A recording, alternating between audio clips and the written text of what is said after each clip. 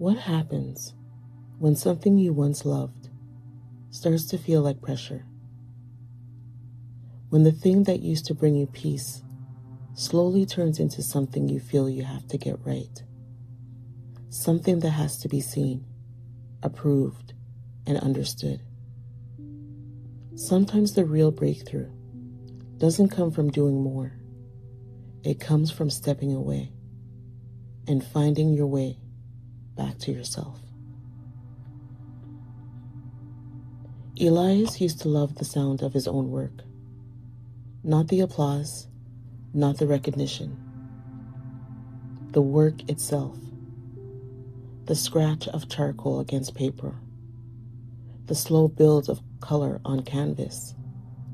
The quiet focus that made hours disappear without him noticing. There was a time when creating felt like breathing, easy, natural, necessary. But somewhere along the way, that changed. It didn't happen all at once. At first, it was small.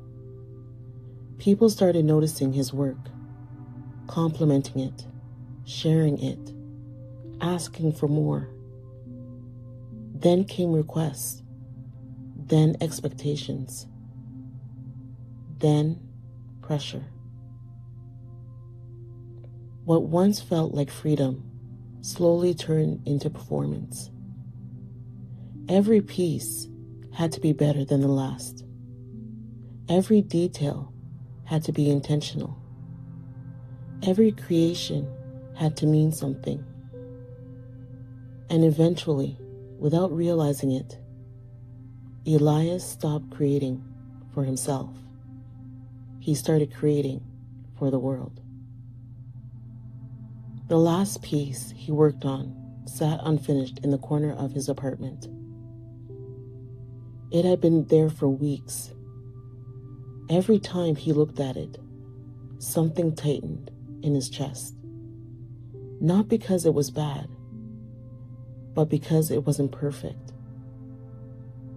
And if it wasn't perfect, it wasn't worth finishing. That's what he told himself. So he stopped. Stopped painting, stopped sketching, stopped trying. Days turned into weeks, weeks into months. And for the first time in his life, he felt something he didn't know how to fix. Silence. It was raining the night he found the studio. Not a storm, just steady rain tapping against the pavement, filling the quiet spaces between footsteps. Elias wasn't heading anywhere in particular. He had just needed to get out of his apartment, out of the room where unfinished work kept staring back at him. He walked without thinking, hands in his pockets, head low. That's when he noticed it. A narrow doorway between two buildings he had passed 100 times before without seeing. The paint around the frame was peeling. The small window above it fogged and dim. There was a sign, barely hanging on. Studio. The word was faded, almost forgotten. He hesitated. There was no reason to go in.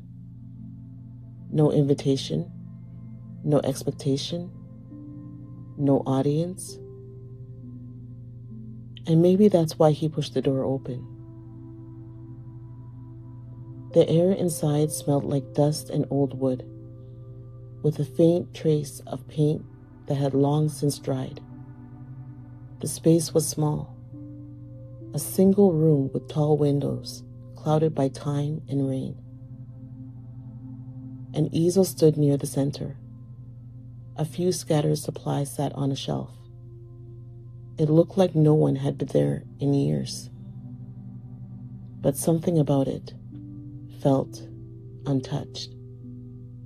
not abandoned, just waiting. Elias stepped inside slowly. The rain tapped softly against the window, steady and calm. The outside world felt distant here, like it had been muted on purpose. He walked toward the easel, ran his fingers lightly across the surface. For a moment, he felt it again.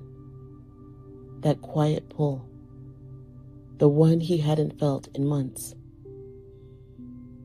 There was no pressure here, no one to impress, no one to critique, no one watching. He found a piece of charcoal and held it in his hand. It felt unfamiliar at first, then familiar in a way that surprised him. He stood there for a long time before making the first mark. Not because he was afraid it wouldn't be good, but because he realized something simple and almost uncomfortable. This didn't have to be good. It didn't have to be anything. So he drew, not carefully, not precisely, just honestly. Lines that didn't make sense at first, shapes that didn't connect, movement without a plan. He didn't step back to analyze it. He didn't stop to fix it. He didn't think about what it would look like when it was finished. For the first time in a long time, he didn't think about the end at all. He lost track of time. The rain continues outside steady as ever. And inside that quiet studio, something shifted. Not dramatically, not all at once, but enough. When he finally stopped, his hands were smudged, his sleeves marked with charcoal. The piece in front of him wasn't perfect. It wasn't impressive. It didn't look like the work that had once earned him attention. But it felt different. It felt his. He sat down on the floor, back against the wall, and looked at it. Not with judgment, not with expectation, just with recognition. Somewhere along the way, he had started believing that everything he had created had to be seen to matter, that it had to be shared, approved, understood.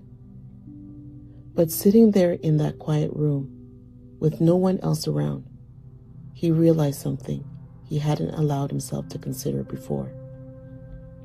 This was enough. This moment, this peace, this quiet return. He came back the next night, and the night after that, not out of discipline, not out of obligation, but because he wanted to. He never told anyone about the studio, never shared the work, never posted it, never explained it, never tried to turn it into something more. It existed only there, in that quiet space, in those steady hours, in that part of his life that he didn't need an audience. And slowly, without forcing it, the pressure he had carried for so long began to loosen. The need to impress faded. The need to prove himself softened. The need to be perfect disappeared. Because he had found something more valuable, something quieter, something real. He found what it felt like to create again without performing, to exist without needing to be seen, to give his energy to something that didn't demand anything back. And in that space, hidden between buildings, unnoticed by the world. Elias didn't just rediscover his work. He rediscovered himself. Because true power was never in the recognition. It was never in the applause. It was never being seen as exceptional.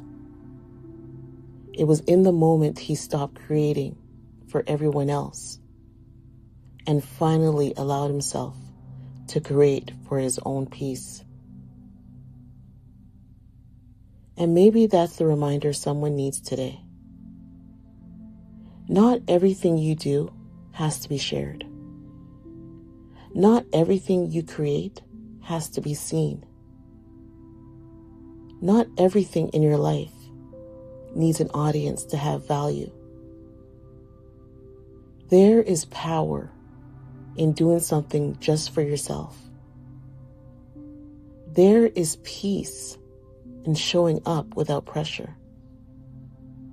And sometimes the most important parts of your life are the ones no one else ever sees.